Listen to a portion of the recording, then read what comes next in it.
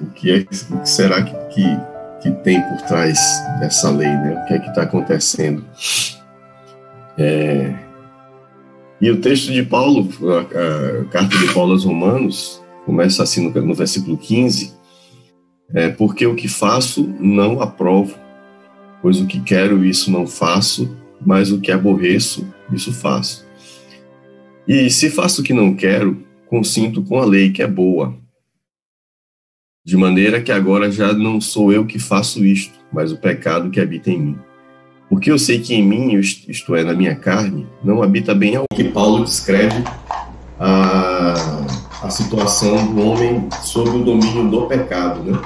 O homem sabe o que é certo, mas não consegue fazer. Sabe o que é errado, mas não consegue deixar de fazer. Aí eu estava me referindo a um sermão, que é fácil de achar aí no YouTube, do pastor Augusto Nicodemos, em que ele trata desse texto, né? E que é um texto muito utilizado também por quem quer justificar seus próprios problemas, né? Se Paulo viveu isso, quem sou eu para não viver? E o pastor Nicodemos fala justamente o contrário, né? Na verdade, essa não é a situação específica de Paulo, né? Pelo contexto, pelo conteúdo e pelas outras, né, as outras obras de Paulo, que a gente observa aí que Paulo está descrevendo o que a gente pode chamar de arquétipo, né? Um ser humano padrão sob o domínio do pecado. Isso, obviamente, não quer dizer que nós não vivamos esse conflito. Muito pelo contrário, todo ser humano vive esse conflito de querer fazer o que é certo, mas de desejar fazer o que é certo, mas acabar fazendo o que é errado, né? Saber o que é certo, saber o que é errado e normalmente escolher pelo errado, né? Mas isso é resolvido com a questão da regeneração, né? Então não é que nós não vamos deixar de fazer o mal, porque obviamente vivemos ainda num mundo condenado pelo pecado, né? O nosso corpo ainda não foi glorificado, mas o processo de regeneração ocorre justamente para que surja, né, em nosso interior uma nova matriz moral, uma nova matriz espiritual. Pelo menos, na pior das hipóteses, né, nós temos consciência disso, que é o que Paulo está dizendo. Ele tem consciência de que há dentro dele um mal, né, que ele não consegue evitar de forma definitiva, mas é um mal com o qual ele tem que lutar o tempo todo, né? Sem a natureza de Cristo, a gente perde definitivamente. Com a natureza de Cristo, a gente começa a vencer o mal, não definitivamente, óbvio, porque essa vitória é só com a ressurreição dos corpos, né? E por que eu trouxe esse texto para hoje? Né? Porque justamente nós vamos tratar da realidade da lei. É o título do capítulo 3. Né? O que é que Lewis vai falar nesse capítulo 3? Ele vai justamente demonstrar isso que Paulo falou. A gente sabe o que é certo, a gente sabe o que é errado, mas normalmente a gente escolhe fazer o que é errado, né? E isso não teria problemas, né, se não revelasse uma realidade que está além do que a gente está acostumado a chamar aqui nas aulas de realidade objetiva, né? Aquilo que a gente vê de imediato. E ele começa o terceiro capítulo justamente dizendo o seguinte: volto agora ao que disse no final do primeiro capítulo, isto é, que há duas estranhas... Deixa eu minimizar aqui minha janelinha. Há duas coisas estranhas sobre a raça humana. Primeiro, que eles são perseguidos pela ideia de que há um tipo de comportamento que devem adotar que poderíamos chamar de justiça, ou decência, ou moralidade, ou lei natural. Segundo, que na verdade eles não agem de acordo com ela. Uma coisa que é estatisticamente significativa, é algo que é de fato diferente, né? Por exemplo, agora está vivendo campanha eleitoral, quando se divulgam os resultados, né, das pesquisas eleitorais, normalmente as agências, né, definem uma margem de erro. Aí às vezes um candidato está com 15%, o outro está com 17%. Aí você vai pensar, quem está com 17% está na frente, né? Se a margem de erro for maior do que 2%, eles estão, na verdade, empatados tecnicamente. Porque quem está com 15 pode ir até 17 na margem de erro. E quem está com 17 pode descer até 15 na margem de erro. Significa dizer que 15% e 17% não são, de fato, diferentes. Não há uma diferença que é estatisticamente significativa. Então, o que é que ele está dizendo quando ele mostra o tal para a gente? Né? O que ele chama de tal, né? É que durante toda a evolução social humana, não há nenhuma cultura que tenha um código moral significativamente diferente do outro, né? Existem diferenças pontuais, existem diferenças específicas, mas não diferenças gerais, né? Então você pode dividir, né, uma cultura da outra do número de mulheres que um homem pode ter, né? Mas, como ele mesmo fala, né? Mas não se diverge a respeito do fato de que não se diverge a respeito do fato de que não é correto ter ou tomar a mulher do outro, né? Desejar ou cobiçar a mulher do outro, né? Então, desde leis, né, morais muito antigas, registradas lá nos sumérios, os babilônios, os mesopotâmicos, né, de forma geral, você tem essas estruturas morais que permeiam toda a sociedade. No capítulo 2, ele vai apresentar algumas objeções e refutar essas objeções, né? Ele vai dizer que a lei moral não é um instinto, como algumas pessoas podem pensar, chamado instinto gregário. E ele vai justificar isso justamente com base de que, normalmente, a gente segue o instinto mais forte.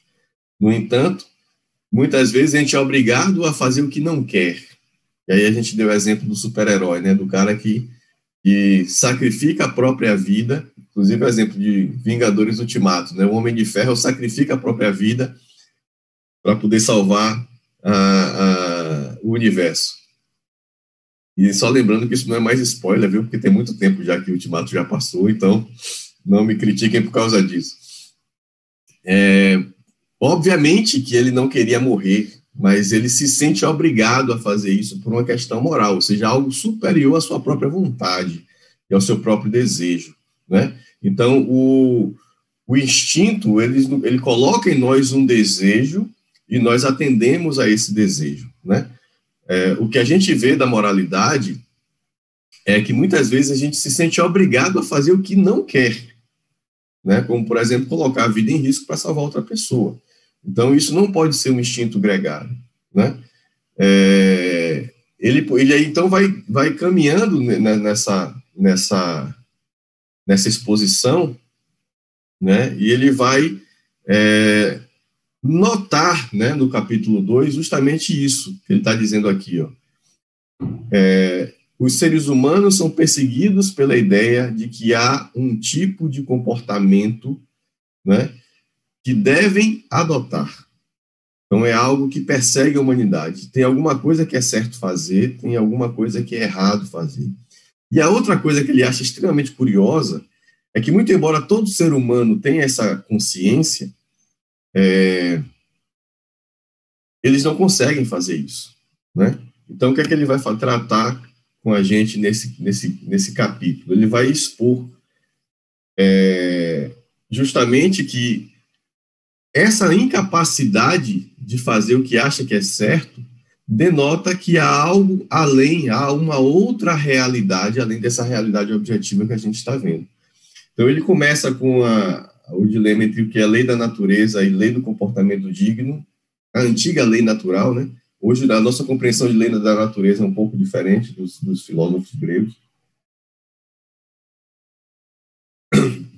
O que a gente chama de lei natural, o que eles chamavam de lei natural, a gente hoje chama de lei moral, e a lei da natureza tem um outro sentido, né? Desde o surgimento e o desenvolvimento das ciências da natureza. Então, nesse capítulo, Lewis está tentando demonstrar que deve existir um outro plano de existência, né? E que essa divergência entre entre o que é a lei da natureza e a lei do comportamento digno, vai apontar justamente para isso. O que seria, portanto, a lei da natureza? Essa tirinha aqui do Nickel Náusea, que é esse ratinho aqui, né? Está demonstrando dois tipos de lei, né? A lei da selva, que seria talvez uma espécie de lei moral, bruta, né? A gente não pode esquecer que no capítulo 2, Lewis fala também sobre o progresso moral, né? A gente não vive mais na lei da selva porque somos seres civilizados, né? Seres humanos civilizados. Né? Portanto, a gente pode perceber um avanço, um progresso moral, né, nas sociedades humanas. Então, aqui eu tenho o gato querendo comer o Nickel Náusea, né? De acordo com a lei da selva.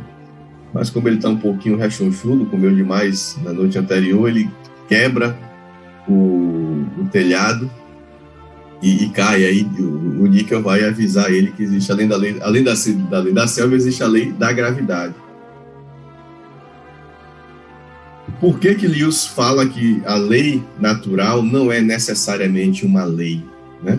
Porque ele entende lei como um acordo, um código, né? Uma grande convenção que é feita na sociedade com vistas a permitir a convivência entre esses seres, né? Que fazem parte. Portanto, existe na lei algo que está além do fato em si, né? Que é a minha capacidade de cumprir ou não a lei e o meu compromisso com essa lei. Quando ele trata de lei da natureza, ele diz, a lei da natureza pode não ser necessariamente uma lei, porque não há acordo entre o objeto, no caso o gato, e a natureza em relação ao que ele pode ou não pode obedecer, né? A lei da gravidade vai ser obedecida independente da sua vontade, né? Não dá para você revogar, como aquele prefeito de uma cidade aí no interior, dizem que é a realidade, né? Que contratou um engenheiro para fazer um projeto de hidráulico na cidade toda, o engenheiro projetou uma caixa d'água, que não ia faltar mais água, e aí apresentou o orçamento, o prefeito falou, mas está muito caro. Ele falou, por causa da bomba, né? A gente precisa de uma bomba muito potente, né? Na verdade duas, porque uma tem que ficar sempre de reserva para abastecer a caixa d'água. Aí ele falou, mas não tem como evitar essa bomba não? Ele falou, aí o engenheiro diz, né? Infelizmente é a lei da gravidade. Aí ele falou, então tá resolvido, vamos revogar essa lei, que a gente não precisa mais de bomba para resolver esse problema. Obviamente que a lei da gravidade não pode ser revogada. Portanto, nesse sentido, Lewis vai dizer que a lei da natureza pode não ser necessariamente uma lei, porque não existe nada além do próprio fato. No entanto, a lei moral pode sim ser revogada e pode ser descumprida, né? E ele diz que a prova de que existe uma realidade, ele vai dizer ao longo do capítulo, né? A prova de que existe uma outra realidade, além da nossa realidade objetiva, é que quando a gente não cumpre a nossa lei moral, somos tomados por um sentimento de culpa, né? Aí alguém vai perguntar, mas será que esse sentimento de culpa não é simplesmente porque somos imperfeitos? Ele diz, o sentimento de culpa não é em si o problema, mas é o que está por trás dessa culpa que me interessa. Porque ele diz, eu quero agora buscar a verdade, né? E ele vai provar, né? Vai demonstrar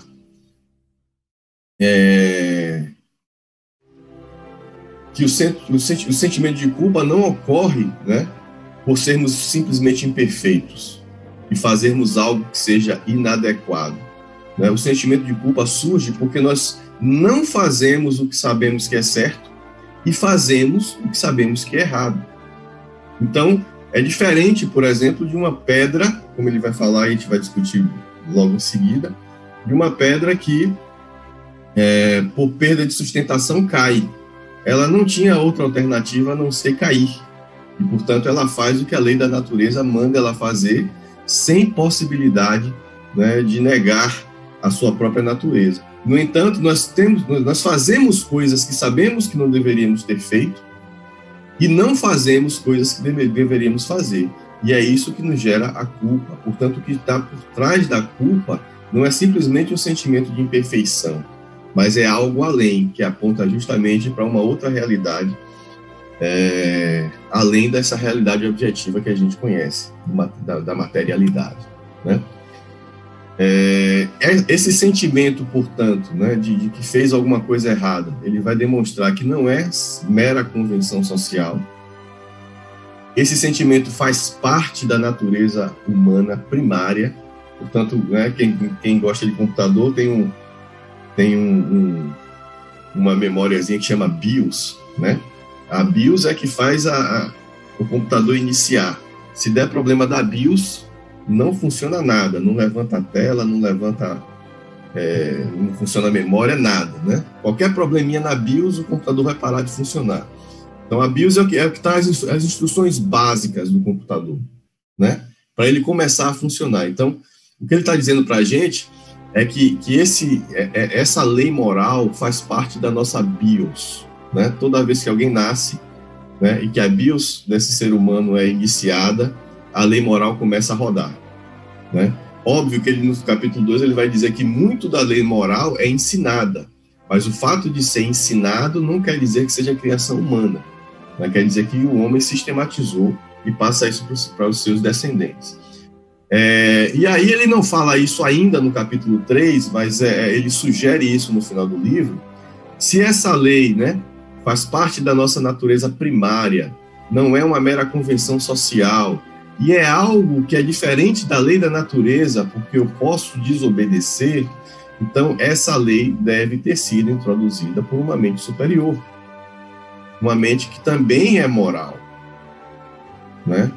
E justamente por ser moral é que existe essa lei moral dentro da gente. E ele vai, então, né, voltar àquilo que Agostinho dizia, né? Posse peccare, posse non peccare. O homem tem a capacidade de pecar, mas o homem também tem a capacidade de não pecar. Ou foi criado com a capacidade de pecar e com a capacidade de não pecar. Com a queda, a gente perde o posse non peccare, né? Que é o que Paulo está dizendo lá. Ó, sob o domínio do pecado, eu não consigo mais fazer o que é bom. Né? Sob o domínio do pecado, a gente apenas peca, né? Somente a regeneração por meio da justificação, né? Do processo de salvação, é que a gente passa a ter novamente a possibilidade de não pecar. Continuando, então, o que de fato interessa, ele vai trazer, então, como exemplo de oposição entre lei moral e lei natural, ou lei da natureza, o exemplo de uma pedra e de uma árvore, né? Ele diz, um objeto como uma pedra ou uma árvore, ele é o que é, e parece não haver sentido em dizer que deveria ser outra coisa. O que é que ele está querendo dizer com isso? Isso aqui é uma pedra, isso aqui é uma árvore, né? Considerada as circunstâncias temporais, climáticas, as intempéries, né? É pouco provável que a gente tivesse um resultado muito diferente disso, né? Uma pedra desgastada pelas intempéries e uma árvore resistente, né? Nascendo aqui e prosperando em um local absolutamente improvável, né? Então, a pedra não poderia ser diferente disso, né? Ou não poderia ser muito diferente disso, de acordo com o meio em que ela se estabeleceu. A árvore também não poderia ser muito diferente disso. Ela poderia não existir, provavelmente, mas ela poderia ser mais frondosa, mais bonita, mais viçosa, devido às circunstâncias em que ela está crescendo, dificilmente não. Então, a gente olha para essa árvore xoxa aqui, mirrada, né? E a gente não pode necessariamente dizer que ela é uma árvore má, ela não quis crescer, né? Ela não quis dar fruto, ou ela não quis nascer em um local mais adequado, por exemplo, para a gente ter acesso aos frutos, aos poucos frutos que ela tem, ou a própria sombra, né? Portanto, ela não é, por si só, má, né? Nem tampouco a pedra é má por ter obrigado a árvore a nascer nessa circunstância. Simplesmente a árvore é o que é, a pedra também é o que é, e obedecem ambas às leis da natureza, né? O máximo que a gente pode falar a respeito dessa árvore ou dessa pedra é que elas são inadequadas, né? Para o fotógrafo, não, né? Para o fotógrafo, isso aqui não poderia ser mais adequado. Uma foto linda, maravilhosa, uma paisagem assim surpreendente. Mas se isso aqui, por exemplo, fosse uma árvore frutífera e eu quisesse ter acesso aos frutos, ela seria, no mínimo, uma árvore inadequada, né? Porque para eu chegar até aqui em cima e conseguir desfrutar dos frutos da árvore, eu teria uma dificuldade em relação a isso. Então, um objeto como uma pedra, uma árvore, eu já falei isso, né? Na verdade, agora é a conclusão. Uma pedra, uma árvore, obedece à lei da natureza, independente de se eu acho ela má ou ruim, né? Eu achei essa foto aí de um vendaval que teve aí no sul do país, né? Essa árvore não é má porque caiu e essa não é boa porque continuou de pé. Muito embora a gente entenda que o fato dessa árvore ter caído possa ter provocado prejuízos, né? Alguns inestimáveis, né? Se uma árvore dessa cai em cima de uma pessoa, a pessoa morre instantaneamente, é pouco provável que sobreviva. No entanto, a gente não pode culpar a árvore pela morte da pessoa. A árvore simplesmente obedeceu aquilo que lhe foi mandado, ou seja, ela está submetida à lei da natureza. Né? E você não, ele vai dizer, você não reflete, né? Poxa, a árvore poderia ter pensado em cair em outro lugar, ao invés de cair em cima do meu carro, né? Tanto lugar para essa árvore cair. Né? Você não fala isso realmente achando que a árvore teria consciência e possibilidade de cair em outro lugar, senão é que ela caiu de fato. Né? Se ela caiu ali é porque todas as circunstâncias ambientais, né, conduziram ela nesse sentido, certo? E é por isso que ele vai questionar as leis da natureza em relação ao que ele entende por lei. Né? Então, ele vai propor que a lei da natureza pode não ser uma lei de fato, porque se para toda lei, né, ou toda lei, na verdade, é uma convenção, é um acordo. E se é um acordo, esse acordo, a princípio, pode ser quebrado. A gente viu na semana passada, né? E normalmente a gente diz que não há lei desde que os nossos direitos não sejam vilipendiados, né? Desde que nossos direitos não sejam afetados. No instante em que alguém afeta um dos nossos direitos, automaticamente a gente recorre à lei. Por quê? Porque a gente entende que é um acordo e que tanto eu quanto o outro concordamos com os termos desse acordo. Então, não há motivo para uma discussão se não provar que o outro feriu o acordo. Né? Se não existe acordo, vale a violência. Então, basta eu agredir e me impor fisicamente para que o que eu quero seja realizado. Se eu estou me dando ao trabalho de discutir, de argumentar, mesmo que de forma exaltada, né, eu estou fazendo isso porque há um acordo entre as partes. Ou pelo menos quem está na discussão entende que é um acordo, e o objetivo da discussão é provar, né, demonstrar quem quebrou esse acordo. A lei da natureza não tem acordo. Né? Tudo que sobe, desce, e acabou. É a lei da gravidade, não se pode revogar essa lei, muito menos deixar de cumpri-la. A lei da gravidade lhe diz que o que as pedras fazem se você as deixa cair. Mas a lei da natureza humana lhe diz o que os seres humanos devem fazer e não fazem. Temos, por um lado, os fatos, como as pessoas se comportam, mas temos também algo mais, como elas devem se comportar. Então, o que é que a lei moral diz para a gente? É o que Paulo está falando lá. A lei moral expõe as minhas falhas. O que a lei moral faz é expor a minha própria corrupção moral. Ela não tem outra função a não ser isso. Né? Ao contrário de uma lei da natureza, né? De uma lei da química, né? A gente viu também a lei da conservação da matéria, uma lei da física, como a lei da gravidade, né? A lei da gravidade rege o comportamento das coisas. As leis da natureza regem o comportamento das coisas, e não há nada além do fato. Mas a lei da natureza humana, ou a lei moral, ao contrário disso, não rege as coisas, mas expõe as falhas morais dos seres humanos, justamente porque nós sabemos o que devemos fazer e normalmente não fazemos, né? se a gente for pensar de forma objetiva, é o que Lewis está propondo, de fato, não deveria haver nada além de fatos no universo conhecido, né? Se realmente só existe matéria e energia, né? E aí tem Bohr e Einstein discutindo sobre isso, se realmente só existe matéria e energia, tudo que deveria ser observado é simplesmente o fato em si, a lei em si. Óbvio que a ciência trabalha com lei e com teoria, né? O que a gente está vendo aqui nesse diálogo é um pouco de lei e um pouco de teoria, né? A teoria é uma justificativa para a lei, né? Então, veja bem, eu não estou explicando na teoria científica por que eu soltei, ou necessariamente, né, por que eu soltei o objeto aqui em condições normais se esse objeto não caiu. Normalmente eu uso a teoria para explicar por que caiu, né? Óbvio, vão existir exceções e a teoria vai ter que dar conta dessas exceções, né? Porque, portanto, que eu enchi a bola de soprar com hélio, né, ou com hidrogênio, e ao invés da bola cair, a bola subiu, né? Aí eu vou também explicar, usando a teoria da gravitação universal, o conceito de densidade, para poder explicar por que essa bola subiu ao invés de descer. Mas, em geral, eu estou explicando, né?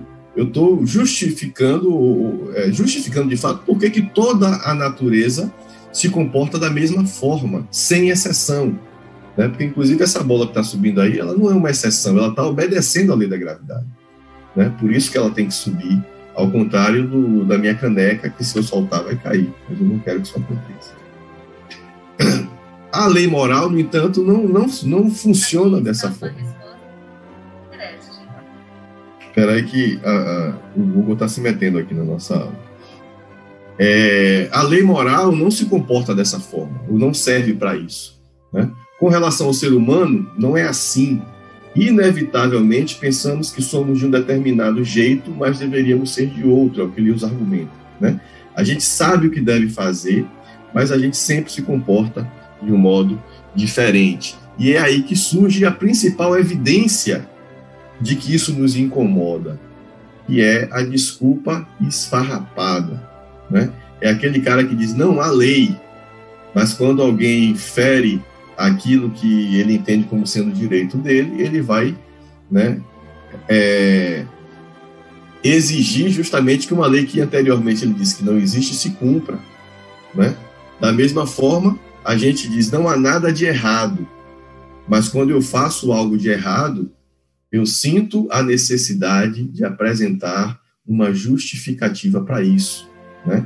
Se não há nada de errado, então por que eu preciso justificar o que eu fiz, né? Se não é errado agredir outro ser humano, por que eu tenho que dizer que eu agredi ele porque ele xingou minha mãe, né? Por que ele agrediu ele porque ele me agrediu primeiro, né? Eu tenho sempre que inventar uma desculpa para justificar isso, e a desculpa, né, é um sintoma de culpa, né? Daí o nome, desculpa, né? Eu estou tentando tirar de mim a culpa, né? E a culpa é um sinal de que eu tenho consciência de que fiz algo que fere a lei moral.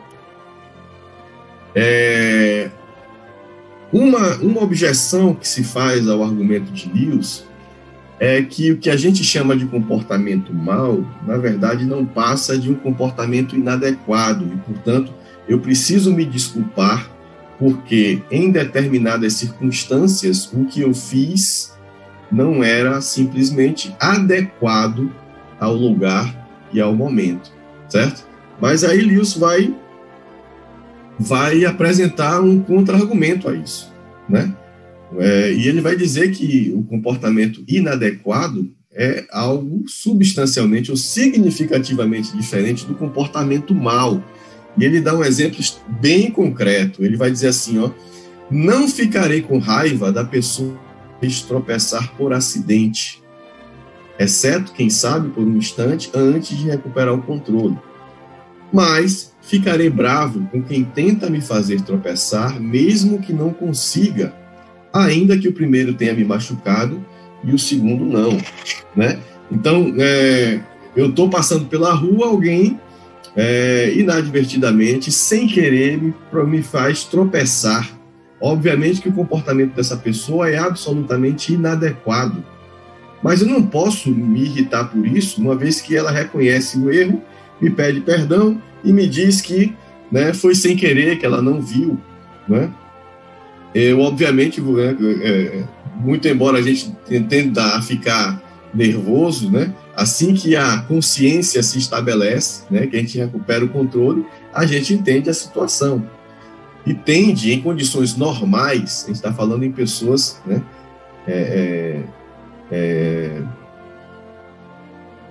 pessoas que se estabelecem dentro de um comportamento que pode ser considerado padrão ou normal, né? A pós-modernidade expandiu um pouco os limites da normalidade, né? Mas, em geral, a gente deve se comportar dessa forma, né? A pessoa me explica, né? Civilizadamente, ela diz, me desculpa, eu não vi, foi sem querer, né? Se eu também passei por esse processo civilizatório, eu vou entender, né, que não houve mal, não houve dolo. Então, se não houve dolo, não houve intenção de fazer o mal, eu vou entender que aquilo é um acidente e, portanto, o comportamento daquela pessoa não passa de um comportamento inadequado e é absolutamente perdoável. No entanto, se alguém tenta me fazer tropeçar e não consegue, e eu entendo que ele teve a intenção de me machucar, mesmo não conseguindo me machucar, aquilo já não é mais absolutamente, né, ou instantaneamente perdoável, né? Porque eu entendo que ele não foi simplesmente inadequado, muito pelo contrário, né? Ele tomou a atitude que era adequada para os seus propósitos, que era me fazer mal, né? Portanto, ser inadequado e ser mal são coisas diferentes, né? Da mesma forma que para uma pedra, né, ela não é má simplesmente por ela ser inadequada, né? Ela pode ser inadequada justamente porque ela está cumprindo aquilo que lhe obrigam, que é a lei da natureza, certo? Os seres humanos, no entanto, não são obrigados a cumprir a lei moral. Portanto, há aí uma diferença entre ser inadequado e ser mal. Aquela árvore que caiu, ela era inadequada, mas ela não era má. Por quê? Porque ela não poderia fazer outra coisa além de cair. Com relação a nós humanos, né, nós podemos ser inadequados, sim, mas também podemos ser maus. E podemos fazer coisas que não deveríamos fazer de forma deliberada, certo?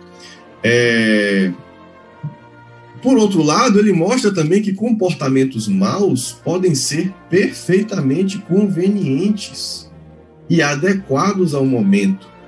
E ele cita uma situação de guerra, a gente não pode perder de vista o contexto em que ele escreve esses sermões, né, essas palestras, e eles estavam vivendo justamente o período mais crítico da Segunda Guerra para os ingleses, que era a Batalha da Grã-Bretanha, bombardeios diários, né, da Luftwaffe. E aí ele vai dizer, em uma guerra, ambos os lados poderão achar um traidor do lado oposto muito útil, mas, por mais que eles possam usá-lo e pagá-lo, vão se referir a ele como um verme humano, né? A gente não pode esquecer que ele fala um pouco do patriotismo, né, no capítulo anterior, e o que ele está dizendo é justamente isso.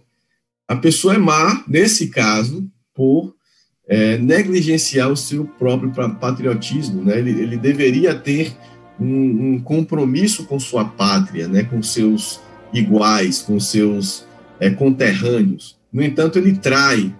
Portanto, o traidor, em qualquer cultura, né, vai ser considerado um verme humano, uma pessoa má. No entanto, quem estiver do lado oposto vai achá-lo extremamente útil e vai, inclusive pagar para ele, né? Portanto, isso seria um comportamento mal, né, numa circunstância em que a humanidade vivia naquela época, em 1941, era extremamente adequado você conseguir um traidor, né, um espião duplo, né, que vendesse os segredos de sua própria pátria.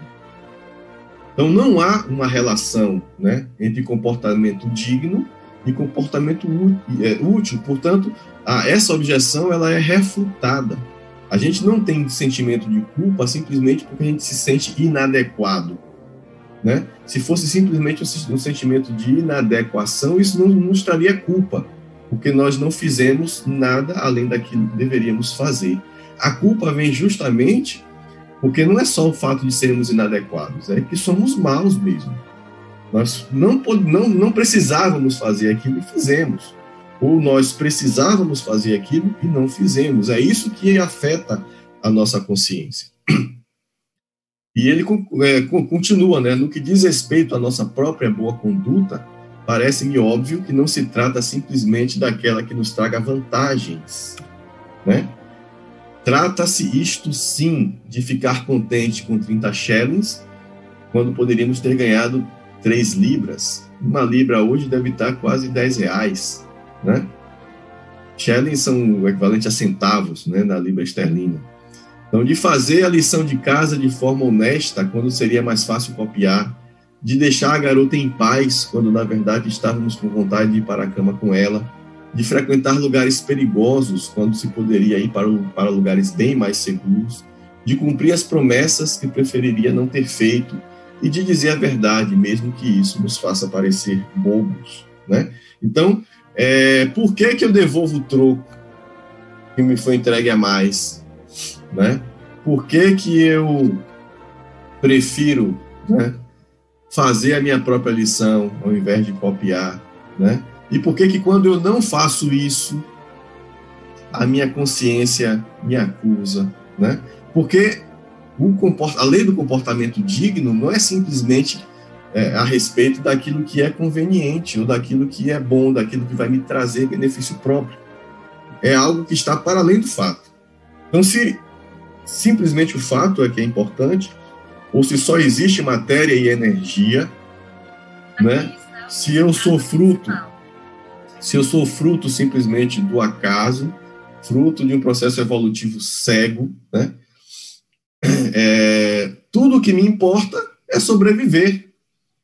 E se tudo que me importa é sobreviver, por que eu vou me incomodar, né, ao ponto de deixar de ganhar dinheiro desonestamente numa transação, né, se isso vai me trazer um benefício imediato, né? Então isso não faz sentido. Ou seja, deve haver algo além daquilo que a gente pode ver, pegar e tocar. Outra objeção, né, que vai aparecer aí.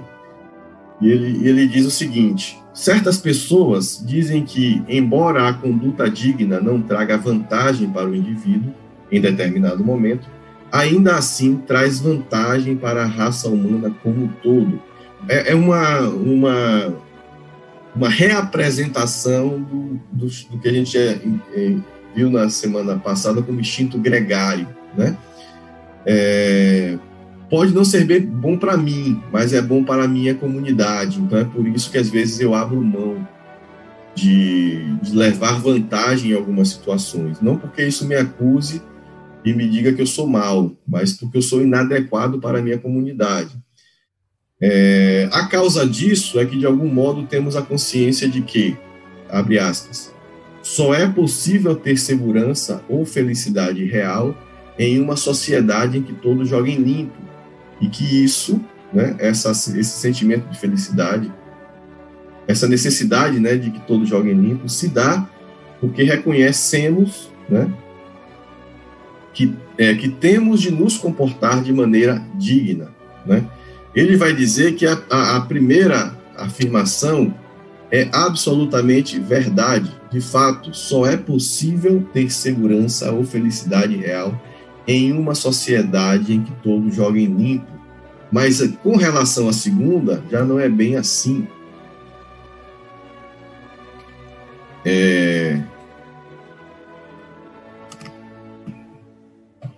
Eu acho que eu troquei aqui a ordem, né? A primeira afirmação na verdade, o que eu estou chamando de segunda afirmação é essa aqui, ó, só é possível ter segurança ou felicidade real em uma sociedade em que todos joguem limpos, né? E a primeira premissa é que certas pessoas dizem que embora a conduta digna não traga vantagem, o indivíduo faz porque é bom para a sua comunidade. Então, a segunda afirmação é absolutamente verdade. A primeira, no entanto, nos leva ao que a retórica chama de raciocínio circular. E aí ele vai dizer porque ele está chamando isso de raciocínio circular. Se alguém fizesse a seguinte pergunta: por que eu devo ser altruísta? E você respondesse: porque isso é bom para a sociedade. Óbvio, é o que está escrito lá, né? Poderíamos perguntar em seguida: por que eu deveria me importar com o que é bom para a sociedade se isso não me trouxer nenhuma vantagem pessoal? Então você precisaria dizer porque você deve ser altruísta, o que simplesmente nos traz de volta ao ponto de onde partimos, né? Quando a gente pensa assim, a felicidade real só pode ser alcançada em uma sociedade em que todos joguem limpo, eu não estou aqui, né, omitindo o fato de que eu vou ser pessoalmente beneficiado por isso, né? Quando todos jogam limpo, significa dizer que se eu devolver as 3 libras, né, e pegar de volta somente os 30 shillings que me são de direito, quando eu eventualmente, né, estiver fazendo negócio, alguém também vai me devolver as minhas 3 libras e pegar apenas os 30 shillings que lhe é de direito, né? Então, a questão do instinto gregário e do altruísmo simplesmente diz respeito não só a um benefício que você vai propor para toda a comunidade, mas a um benefício que é objetivamente seu, porque se todo mundo é honesto, inclusive você, as outras pessoas vão ser honestas com você também, né? E obviamente que qualquer pessoa que agir fora desse padrão, ou seja, exigir a honestidade dos outros, mas não necessariamente ser honesta, vai ser criticada pelas outras pessoas da comunidade, por descumprir um acordo que estava sendo previamente, que tinha sido previamente estabelecido, né? Então, há algo além do altruísmo que é simplesmente beneficiar o conjunto de pessoas da sua comunidade, né? Porque do ponto de vista objetivo, mesmo que seja bom para todo mundo, se não é bom especificamente para mim, não vale a pena eu investir nisso. No entanto, eu continuo investindo. E aí vem o raciocínio circular. Eu tenho que ser altruísta porque é bom para a sociedade, né? E eu tenho que fazer o que é bom para a sociedade porque eu tenho que ser altruísta. Não há, portanto, uma razão lógica, racional, viável que dê uma solução para esse dilema. O que leva Lewis a concluir que a lei da natureza humana não é simplesmente um fato sobre o comportamento humano, certo? É algo além do fato. O fato são as leis da natureza, tudo que sobe e desce. A massa tem que se conservar, a energia tem que se conservar, né?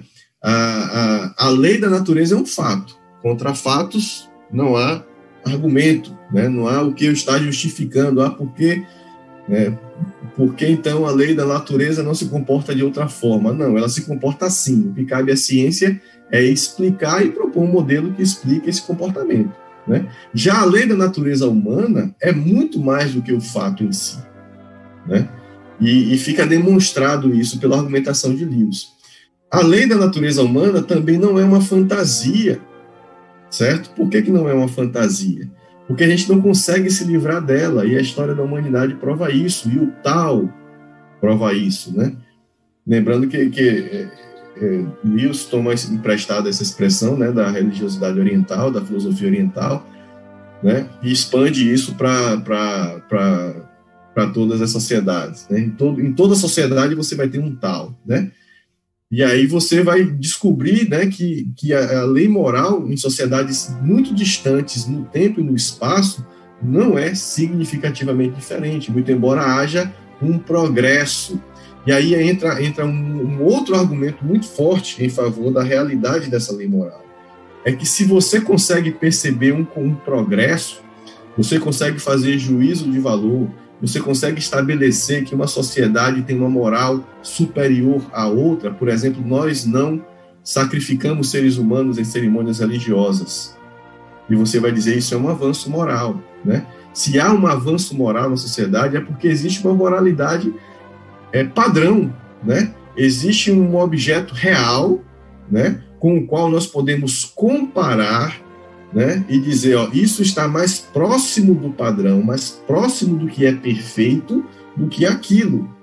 Então, se a nossa sociedade hoje pode ser classificada como tendo um padrão de moralidade superior, por exemplo, ao padrão de moralidade da sociedade medieval na Europa, né? Se hoje o ser humano é mais respeitado, é mais valorizado como ser, e não apenas como produto, como se fazia na antiguidade, como se fazia na época da escravidão. Se hoje africana, né? Se você tem hoje um consenso, né, de que houve um progresso moral, é porque você tem um modelo de padrão. A gente tem até o exemplo do padrão de quilo, né? Existe o quilo de verdade. O que eu digo que é um quilo aqui, né? Se essa caneca, né, pesa 300 gramas, eu estou dizendo que ela corresponde a 30% do quilo de verdade, que é aquele quilo padrão que está lá na França, né? Que foi substituído hoje por um quilo conceitual, né? Mas foi o último padrão a ser substituído, né? A mesma forma, deve existir um padrão de moral real, né, com o qual nós podemos comparar a nossa própria moralidade, né, e dizer somos melhores ou piores do que outra sociedade. E ele também vai dizer que não é uma afirmação, né, a lei moral não é uma afirmação a respeito do que gostaríamos que a humanidade fosse, né, para a nossa própria conveniência, né? É uma afirmação sobre como gostaríamos que a humanidade fosse e pronto. Porque não há,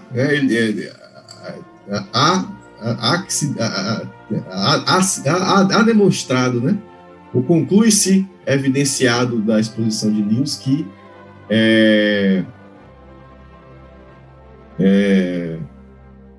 que esse padrão, né, de comportamento moral não tem relação com ser ou não ser adequado, né? Com ser ou não ser útil. A lei moral não é a respeito de ser útil ou de ser adequado. Portanto, não é só uma afirmação a respeito de como gostaríamos que a natureza, que a humanidade fosse para a nossa própria conveniência. É simplesmente uma afirmação de como gostaríamos que a humanidade fosse e ponto, né? Se eu chego nessa situação, né, eu preciso pensar, portanto, que há uma outra realidade, para além dessa realidade objetiva que a gente conhece. E ele vai terminar o capítulo com a seguinte frase, né? Parece que teremos de começar a admitir que existe mais de um tipo de realidade. Nesse caso particular, haja algo muito além dos fatos comuns do comportamento humano, e ainda assim definitivamente bem real, uma lei real que nenhum de nós construiu, mas que exerce uma pressão sobre nós. No próximo capítulo, portanto, nós vamos concluir esse raciocínio de Lewis, né? Ele vai apresentar agora evidências de que de fato essa realidade existe.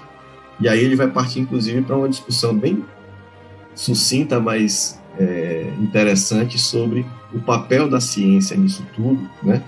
E a gente vai chegar no final do capítulo 1, né, tendo demonstrado, né, sem recorrer à Bíblia, né, sem recorrer à tradição cristã, né, que é racionalmente plausível crer que de fato existe uma outra realidade para além dessa realidade objetiva e que muito provavelmente nessa outra realidade existe um ser, né, racional e que projetou e deu sentido para essa realidade que a gente vive, certo? Então isso agora tópicos para a próxima semana, né? Cenas dos próximos capítulos. Por hoje é só. O pastor tem a palavra. Já estamos aí na expectativa do que vem a seguir, né? A cena dos próximos capítulos. Já estamos na expectativa aí das próximas semanas do nosso estudo. Recomendamos a leitura do livro para que você possa chegar mais inteirado das coisas e captar, né, o reforço aí que o professor hoje está dando, já vai servir como uma sedimentação melhor do conhecimento. Mas muito bom, nós queremos louvar a Deus mais uma vez pela vida de hoje, que tem sido instrumento de Deus para nos abençoar poderosamente. E nós vamos encerrar esse culto desta manhã. Eu acho que tem que fazer um churrasco na casa de hoje todo domingo para ele encerrar no horário. Mas glória a Deus. Vamos orar então, encerrando esse culto desta manhã, agradecidos ao Senhor por tudo que nós aprendemos, né? Querido Deus, muito obrigado, Senhor, por mais essa lição maravilhosa, por termos, Senhor, expandido de uma forma clara o nosso entendimento através da Tua realidade, de quem Tu és. Nós te agradecemos pela vida daquele homem que foi o C.S. Lewis e como ele, como pensador, nos ajudou a entender melhor esse mundo e a Tua existência. Nós queremos te louvar pela vida do professor Yuri, que tanto tem nos ensinado, tem nos ajudado a compreender essas coisas, e nós te agradecemos por Tua fidelidade e Teu amor em nossas vidas. Te imploramos, Senhor, continua conosco durante todo esse dia, nos prepara para o culto de logo mais à noite, que Tua bondade e a Tua fidelidade não se apartem de nós, e que em tudo nós vejamos a Tua boa mão. Essa é a nossa oração em nome de Jesus. Amém e amém. Antes de encerrar, eu queria mais uma vez lembrar que o nosso culto hoje será totalmente online, mas não teremos culto presencial essa noite, tá? Provavelmente esse domingo e o próximo nós estaremos só com o culto online, e assim que Deus nos permitir nós voltaremos ao culto presencial, tá bom? Deus abençoe a todos, até logo mais às 18 horas, um grande abraço, cheiro!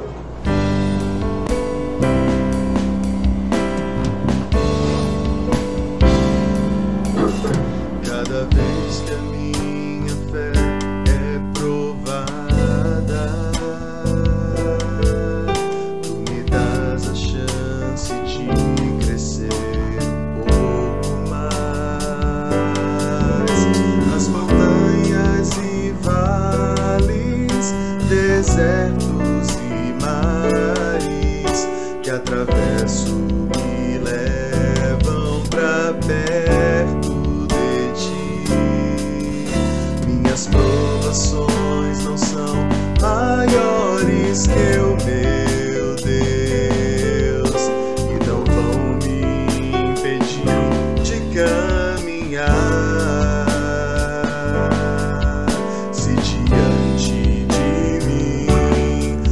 Se abrir o mar, Deus vai me fazer andar por sobre as águas, rompendo em fé. A minha vida se revestirá do Seu poder, rompendo em fé. Com ousadia vou mover o sobrenatural, vou lutar e vencer, vou plantar e colher, e a cada dia vou viver rompendo em fé.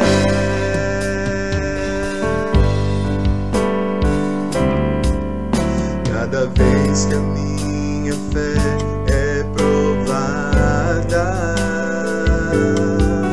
Tu me dás a chance de crescer um pouco mais. As montanhas e vales, desertos e mares que atravesso me levam pra perto de Ti. Minhas provações não são maiores que o meu Deus, e não vão me impedir de caminhar. Se diante de mim não se abrir o mar,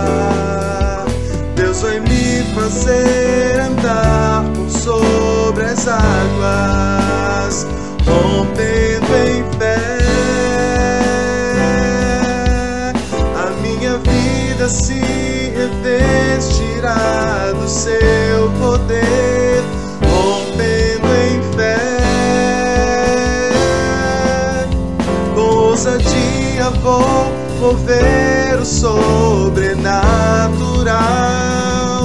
Vou lutar e vencer, vou plantar e colher, e a cada dia vou viver rompendo em fé, rompendo em fé. A minha vida se revestirá do seu poder, rompendo em fé. Com ousadia vou mover o sobrenatural. Vou lutar e vencer, vou plantar e colher, e a cada dia vou viver rompendo em